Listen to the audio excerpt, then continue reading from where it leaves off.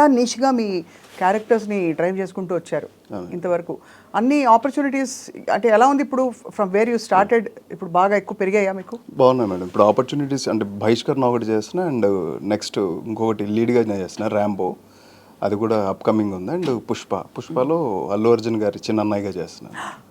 అది జరుగుతుంది. Your Bunny's elder brother? So happy. నేను బన్నీ ఫ్యాన్ అండి చాలా. అందరూ మేడం, లేని వాళ్ళు ఎవరున్నారు మేడం? కాదు, నాకు అల్లు అర్జున్ గారి గురించి స్పెషల్గా ఎందుకంటే he's a self made star అనిపిస్తుంది. అంటే స్టార్ ఫ్యామిలీ నుంచి వచ్చినా కూడా he has his own style, he has his own ఇది అని. సో పుష్ప, ఇప్పుడు ఈ బహిష్కరణ వెబ్ సిరీస్, ఇంకా ర్యాంబోలో కూడా లీడ్ క్యారెక్టర్.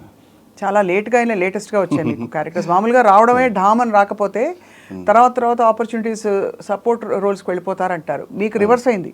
మీరు రావడం చిన్న చిన్న క్యారెక్టర్స్తో మొదలుపెట్టి ఇప్పుడు రవితేజ గారు, అద్భుతం అండి. రవితేజ గారు ఇన్స్పిరేషన్, చిరంజీవి గారు, మోహన్ బాబు గారు, వాళ్ళందరూ కూడా అలాంటి కష్టపడే వచ్చారు కదా. ఈ రగ్గెడ్ లుక్ భలే డిజైన్ చేసిన లుక్ లా ఉంది మిమ్మల్ని. సెట్ అయింది మేడం.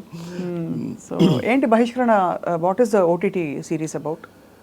Z5కి వస్తుంది మేడం. రేపు July 19th ప్రీమియర్ స్టార్ట్ అవుతుంది. అయితే ఎగ్జాక్ట్లీ పాయింట్ ఏంటంటే, ఇది 90s బ్యాక్డ్రాప్లో జరిగిన కొన్ని రియలిస్టిక్స్ అంశాలని డైరెక్టర్ గారు ఆయన పాయింట్ ఆఫ్ వ్యూలో ఆయనకి తెలిసిన, అంటే డైరెక్టర్ గారు ఊరే అది, ఊరికి సంబంధించిన అంశాలు వాటిని అన్నిటిని క్రోడీకరించి కథగా మలిచి డిజైన్ చేశారు మేడం.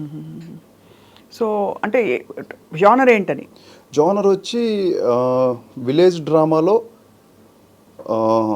రివెంజ్ బేస్డ్ అంటే క్రైమ్, కొంచెం యాక్షన్ థ్రిల్లర్ లాంటి. యాక్షన్ ఉంటుంది, యాక్షన్ డ్రామా ఎక్కువ ఉంటుంది మేడం. మెయిన్ డ్రామాకి ఎక్కువ ఛాన్స్ ఉంటుంది. అంటే యాక్షన్ ఉన్నాయి, పార్ట్స్ ఉన్నాయి, బట్ అవన్నీ కూడా ఆ క్యారెక్టర్ పడిన బాధల్ని, ఆ బాధను తీర్చుకోవడానికి కావాల్సిన రివెంజ్ డ్రామా అయింది. రైట్. సో మీకు ఆపోజిట్ లీడ్, ఫీమేల్ లీడ్ అంజలి గారు వేస్తారు కదా? అంజలి గారు అండ్ అనన్య గారు, ఇద్దరు హీరోయిన్లా మీకు? ఫుల్ పండగ అనమాట అయితే మీకు. ఏంటి బాగా మంచి పాటలు గిట్లు ఉన్నాయా ఇందులో, లేక పాటలు కూడా ఉన్నాయి? అంటే మాంటాజెస్ పాయింట్ ఆఫ్ వ్యూలో ఉంటాయి సాంగ్స్ అని, మీనింగ్ఫుల్. సో ఈ సినిమాకి ఓటీటీలో యాక్ట్ చేయడానికి ఏంటి మెయిన్ తేడా? ఎందుకంటే ఒకప్పుడు సీరియల్స్ అనేవాళ్ళు, సీరియల్స్లో ఒక రోజులో చాలా అవుట్పుట్ తీసేయాలని ఒక తొందర ఉండేది. ఇప్పుడు వెబ్ సిరీస్లో ఎలా అనిపించింది? లేదు, అదేం లేదు మేడం. నాకైతే అంటే ఫిల్మ్ మనం 2 hours ఫినిష్ చేస్తాం, దానికి కొన్ని లిమిటేషన్స్ ఉంటాయి. ఆ లిమిటేషన్లోనే కథ చెప్పాలి. వెబ్ కంటెంట్ వచ్చేసరికి డ్యూరేషన్ ఉంటుంది, 30 minutes 35 minutes పెట్టుకోవచ్చు కథని డీటెయిల్డ్గా చెప్పచ్చు. ఇంకా సీరియల్ అనేది ఇంకా డీటెయిల్గా చెప్తారు కదా, అది 1000 episodes 2000 episodes కాబట్టి దాని డీటెయిలింగ్ కంప్లీట్ వేరే ఉంటుంది సినారియో పాయింట్ ఆఫ్ వ్యూ. ఈ వెబ్ సిరీస్ ఎన్ని ఎపిసోడ్స్? 8 or 10? 6 మేడం. 6 episodes. చాలా పెద్ద, అంటే 6 గంటల కథ. గంట ఉండదు మేడం, ఒక్కొక్క ఎపిసోడ్ 35 minutes 40 minutes బిలోలో ఉండొచ్చు మోస్ట్లీ. ఒక 2 సినిమాలు చేసినట్టేనా ఇది? అంతే, ఆల్మోస్ట్ అలానే అంతే. సో ఇది కాకుండా పుష్పలో you have found very very చాలా ఇంపార్టెంట్ క్యారెక్టర్. ఆ క్యారెక్టర్ కాస్టింగ్ ఎప్పుడు జరిగింది శ్రీతేజ్? అంటే పార్ట్ 1లో కూడా ఉన్నాను మేడం. ఉన్నారు గుర్తుంది, కానీ చాలా తక్కువ ఉంది మీ క్యారెక్టర్. నాకు గుర్తుంది మీరు ఇంకా ఉండవలసిందని ఫీల్ అయ్యారు, బట్ పార్ట్ 2లో వస్తుంది అప్పుడే చెప్పారు, నాకు గుర్తు. అవును. సో మరి ఈ పార్ట్ 2లో ఎలా ఉంది మీ క్యారెక్టర్? ప్రజెంట్ ఇది ఇప్పటివరకు షూటింగ్ జరిగినంత వరకు బాగానే ఉంది మేడం. అంటే ఇంకా కూడా చేయాల్సింది ఉంది వర్క్, ఇంకా అది కూడా కంప్లీట్ అయితే తెలుస్తుంది. మీకు అల్లు అర్జున్కి ఉన్నాయా సీన్స్ ఉన్నాయన్నారు? ఎలా అనిపించింది అసలు ఆయనతో వర్క్ చేయడం? అంటే ఫస్ట్ ఆఫ్ ఆల్ పుష్ప 1లో యాక్ట్ చేస్తున్నాను అప్పుడు తెలిసినప్పుడే the way of dedication, Allu Arjun గారి డెడికేషన్ కానీ, ఆయన పెట్టే ఎఫర్ట్ కానీ, అంటే ఏదో కొత్తగా చేయాలి అంటే, ఆయన అప్పటికి చాలా సినిమాల్లో చాలా ప్రూవ్ చేసుకున్నారు, బట్ ఇంకా ఏదో చేయాలని ఆ తపన అంటే ఆయనకే అంత తపన ఉంటే కొత్తగా వచ్చేవాళ్ళు మనం ఏం చేయాలి, మనం పైకి రావడం కోసం ఎంత కష్టపడాలి. నాకు సెట్స్లో కూడా ఆయన ఒక మాట చెప్పారు, నేను ఇలా బహిష్కరణ అండి ఇలా చేస్తున్నాను సార్ లీడ్గా అని చెప్తే, చెయ్యాలి, బాగా కష్టపడండి, మన తెలుగు సినిమా ఇండస్ట్రీని ఇండియన్ ఇండస్ట్రీకి తీసుకెళ్ళాలి, మీరందరూ బాగా కష్టపడాలని ఆయన చెప్పిన వర్డ్స్ నాకు చాలా బాగా అనిపించినాయి అండి. అంటే లోపల వాళ్ళ జీలు ఇంకా పైకి, ఇంకా ఏదో మన తెలుగు సినిమా ఇండస్ట్రీని ప్రపంచవ్యాప్తంగా ఇప్పుడు ఆల్మోస్ట్ తీసుకెళ్ళిపోయాం. కల్కితో తీసుకెళ్ళాం, బాహుబలితో తీసుకెళ్ళాం, నెక్స్ట్ పుష్పతో తీసుకెళ్తాం. అలాగా ప్రతి ఒక్కళ్ళు కష్టపడితే డెఫినెట్గా ఆ రేంజ్కి మన తెలుగు సినిమా ఇండస్ట్రీని తీసుకెళ్ళచ్చు అనే వర్డ్స్ బాగా నచ్చినాయి మేడం. బాగా నచ్చాయి. అండ్ ఆల్సో ఆయన నేషనల్ అవార్డు అందుకోవడం అదొకటి గ్రేట్ అండి. అంటే లాస్ట్ టైం మనం మాట్లాడుకున్న తర్వాత జరిగిన పెద్ద డెవలప్మెంట్ అది. But really he's a stylish and natural, చాలా న్యాచురల్ యాక్టింగ్ ఉన్న స్టార్. సో ఇవి కాకుండా అసలు శ్రీతేజ్ని ఎప్పుడు మీరు బాగా తెలుసు కానీ ఐ నెవర్ ఆస్క్డ్ యూ మీరు ఎలా వచ్చారు ఇండస్ట్రీకి అసలు? నేను 2006లో వచ్చాను మేడం యాజ్ అసిస్టెంట్ డైరెక్టర్. అంటే యాక్టర్గానే ట్రై చేస్తున్నాను. ఆ టైంలో నాకు ఆపర్చునిటీస్ దొరకలా. బట్ ఇలా ఫిలిం నగర్లోనే ఫ్రెండ్స్తో మాట్లాడుతూ ఉంటే తిరిగిన టైంలో అప్పుడు చెప్తున్నారు అందరూ రవితేజ గారి గురించి. మెయిన్లీ అప్పుడే ఎక్కువ వచ్చింది మేడం. రవితేజ గారు కూడా ఇలాగే కష్టపడి తిరిగి అసిస్టెంట్ డైరెక్టర్గా వర్క్ చేస్తూ అలాగే ఇండస్ట్రీలో సస్టైన్ అవుతూ అలా ఆయన పైకి వచ్చారు అనగానే ఇంకా నేను ఇండస్ట్రీలో ఉండాలని ఫిక్స్ అయ్యాను. కానీ అది ఎన్ని సంవత్సరాలు పట్టిద్దో నాకు తెలియదు. కానీ ఇక్కడే ఉండాలి, నేను ఈ సినిమా రంగానికే నేను అంకితం అయిపోవాలన్నది నాకు తెలియకుండా అది లోపల నన్ను నడిపించింది మేడం. ఇంకా అది ఫిక్స్ అయిపోయాను. ఇంకా అలాగా ఆడవారి మాటలకు అద్దాల వేరే ఆఫీస్కి రెగ్యులర్గా వెళ్తూ అసలు వదలకుండా అలా తిరుగుతూ ఉంటే నీకు యాక్టింగ్కి అయితే ఏం స్కోప్ లేదని అన్నారు. లేదా అప్రెంటిస్గా అయినా వస్తాను అది ఇది అని అడిగితే ఇంకా అయితే లొకేషన్కి రమ్మని చెప్పారు. ఇంకా అలా కంటిన్యూ అయ్యాను మేడం అక్కడి నుంచి. కానీ ఇనిషియల్లీ మీకు ఎక్స్పెక్టేషన్స్ రోల్స్ రాకపోవడం, టైం పట్టడం, అప్పుడు డిసప్పాయింట్ అయ్యేవారా బాగా? లేదు మేడం, ఎందుకో అది అనిపించలేదు. అంటే నాకు అనిపించలేదు మేడం, ఏదో చెయ్యాలనేది లోపల ఎక్కువ ఉంది. డిసప్పాయింట్మెంట్ అనేది తెలియలే.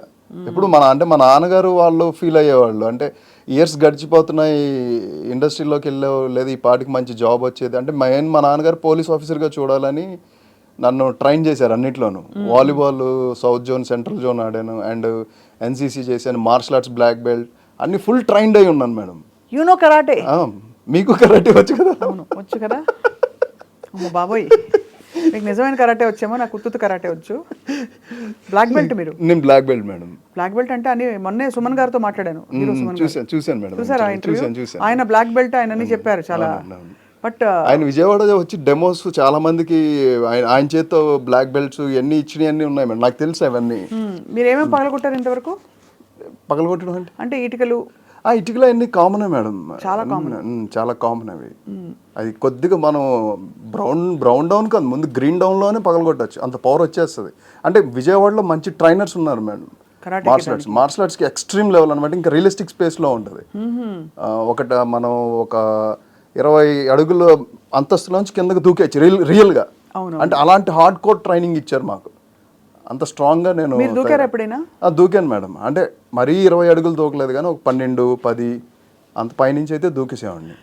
దూకి అంటే మీ యాక్టింగ్ కోసమా? యాక్టింగ్ కోసం. ఇంకా ఆ టాలెంట్ ఇంకా ఇంతవరకు రాలేదు. అదే నెక్స్ట్ అది అలాంటి ఒక వెబ్ సిరీస్ వచ్చి యాక్షన్ బేస్డ్ ఉండాలి. Action based. మీరు ఒక మార్షల్ ఆర్ట్స్ ట్రైనర్, అండ్ మీ ట్రైనింగ్ కోసం రివెంజ్ తీసుకోవడానికి ఎవరో వస్తారు, అండ్ అదే టైంలో మీరు వెళ్ళి కాపాడతారు. అలాంటిది ఏమైనా వస్తే బాగుంటుంది. On bag yeah exactly. అలా టోనీజా ఉంటాయి చూడండి మేడం, ఆ కైండ్ ఆఫ్ నాకు ఇష్టమైన జోనర్. సో అలా మీకు వాలీబాల్, స్పోర్ట్స్, మార్షల్ ఆర్ట్స్ ఇవన్నీ నాన్నగారు వాంటెడ్ యూ టు బి. ఏం చేసేవారు నాన్నగారు? Farmer, agriculture farmer. చిన్నప్పుడు అయితే సినిమాల్లోకి ఎందుకురా ఇవన్నీ అని అనలేదు? లేదు మేడం, విజయవాడ అంటే బేసిక్గా ఫిల్మ్స్ చాలా, అసలు మెయిన్ ఎంటర్టైన్మెంటే ఫిలిమ్స్ కాబట్టి బాగా ఇంట్రెస్ట్ ఉండేది. మా ఫ్యామిలీ అంతా కలిసి సినిమాలకు వెళ్ళేవాళ్ళం, సినిమాలు బాగా చూసేవాళ్ళం మేడం. ఉంది బట్ ఇండస్ట్రీలో ఎవరు తెలియదు కదా, అది ఎంత టైం తీసుకుంటుందో తెలియదు, సక్సెస్ రేట్ తక్కువ ఉంటుందని పెద్దవాళ్ళకి భయం ఉంటుంది కదా మేడం. అవును అంతే కదా. ఇప్పుడు కొడుకంటే న్యాచురలీ సెటిల్ అవ్వాలి. ఇప్పుడు కూతురు కూడా, ఇప్పుడు కూతుర్ల విషయంలో కూడా అలాగే ఆలోచిస్తున్నారు అందరూ. ఒక టైంలో కొడుకంటే సెటిల్ అయిపోవాలి, జీతం వచ్చేయాలి అర్జెంటుగా, ఇవన్నీ ఉంటాయి, పెళ్లి చేసేయాలి. అంటే నేను ఇంటికి పెద్ద అబ్బాయిని, ఇంకా ఎక్కువ ఉంటాయి. అవును. మీరు యాక్చువల్లీ మరి మీకు యాక్చువల్లీ రోల్ పడింది ఏ ఇయర్లో? 2006లో మీరు అసిస్టెంట్ డైరెక్టర్గా జాయిన్ అయ్యి మొదలు పెట్టారు. ఫస్ట్ మీ తెర పరిచయం అయింది దీంతో కదా, ఈ లక్ష్మీ ఎన్టీఆర్ కంటే ముందు. వంగవీటి కంటే ముందు ఒక 3 ఫిల్మ్స్ హీరోగా చేశారు. కానీ వంగవీటిలో నోట్ అయ్యారు మీరు, బాగా స్ట్రాంగ్ గా నోట్. దేవినేని నెహ్రూ గారి క్యారెక్టర్ మీద. నెహ్రూ గారి క్యారెక్టర్. అవును. సో ఆ క్యారెక్టర్ వచ్చినప్పుడు ఎలా ఫీల్ అయ్యారు మీరు? చాలా ఫస్ట్ ఆఫ్ ఆల్ ముందు బాస్ అక్కడి నుంచి కాల్ వచ్చిందంటే ఎప్పటి నుంచో అప్పుడు ఆఫీసులకు తిరుగుతున్నాను మేడం. అప్పుడు కూడా బాస్ సినిమాల్లో చేయాలని చెప్పి తిరుగుతున్నాను కానీ ఎప్పుడు ఆపర్చునిటీ దొరకలా. కానీ ఒకసారి మంజు అన్న కాల్ చేసి టెస్ట్ షూట్ ఉంది రమ్మన్నారు. నేను ఏంటి అని కూడా అడగలేదు, ముందు ఇమీడియట్గా వెళ్ళిపోయాను. ఫొటోస్ చూపించారు, లుక్ టెస్ట్ చేశారు, ఒక పోస్టర్ చూపించారు, అలా పెట్టమన్నారు, పోజ్ పెట్టాను, ఇమీడియట్ ఓకే అన్నారు, బాస్కి పంపించారు. ఫస్ట్ ఓకే అయిన క్యారెక్టర్ మేడం నాది. అందులో బాస్ కూడా చాలా హ్యాపీ. అంటే వంగవీటి యాక్చువల్లీ చాలా బాగా తీశారు. అంటే కథపరంగా కొంచెం డ్రామా అది పండించిన ఫిల్మ్ అది.